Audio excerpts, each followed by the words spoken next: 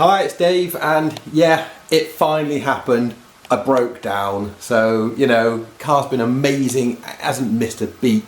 But had the whole family in the car, going about, I don't know, 5 miles on a trip we've done a few times. And driving along, I said to the wife, I'm losing power. And yeah, well, I haven't programmed it to lose power, so it wasn't something I'd done. And battery level was good. All the temperatures looked good as well on my, on my reading. I've got the temperatures being displayed, and nothing looked untoward. But it was losing power until eventually got to some lights, and it went, nah, didn't want to move, couldn't move. Every time I went to start, nothing. I was like, oh shit. Luckily, a friend of mine was behind us, so he took my kids and the wife to where they were going. I stayed there blocking all the traffic. Popped the bonnet and was like, I think it's overheated. The inverter was not too hot to touch, but was very hot. Yeah, once it cooled down, off I went. So yeah, it overheated. It was a very sunny day, but I must add the cooling. I mean, how many videos? If you're a regular, I've probably said it at least 5 times. Must add the cooling. So the car is now here, back on its things, and I've taken the front bumper off. So I can't drive it, and I must fit the cooling system. So I've already started now. I've got the one of the original oil radiators. So I've reinstalled that, cleaned it all out, and I've got 2 pipes coming up here at the moment, just loose.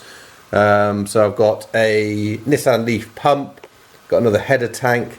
Not really sure where I'm going to fit them, but I'm also going to pump it through these 2 bottom tubes here, which are the heater matrix. So I'm not really sure how warm it gets, but at least I'll maybe have some warmth in the winter, which was freezing when I was driving it before. So I'm going to plumb all that up, work out some way to power it. I'm probably just going to not even have a thermostat on it. I'm just going to, when the ignition comes on, pump will come on, and off it goes. I don't think I'll do anything much more fancy than that, to be honest. It will just be on permanently. So a bit of a shame to break down, but I can only blame myself. I knew I hadn't done the cooling system, and I'd been driving it around. But the one thing that actually gets me is that I take 2 CAN bus readings, one for the temperature of the motor, one for the temperature of the inverter. And my software picks the highest temperature out of those 2 and displays it on the RX8 temperature gauge.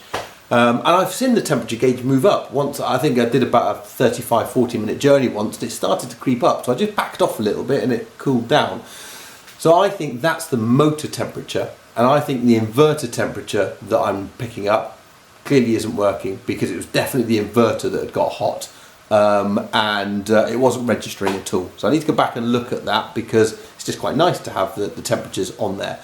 So that to fix, plumbing to sort out. I think that's it. Oh, it's ironic as well. First journey when I broke down with my new license plates. I got my badge of honour. Look, got my badge of honour. Green.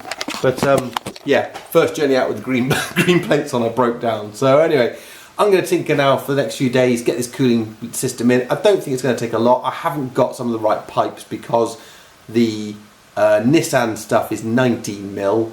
My header tank and the RX8 radiator are 15mm. The heater matrix is, I think, 10mm. So I need to buy a load of adapters and different pipe and stuff, just get a whole load of stuff, and then put it all in place. So I'm going to crack on with that. It was a very quick video just to say what happened.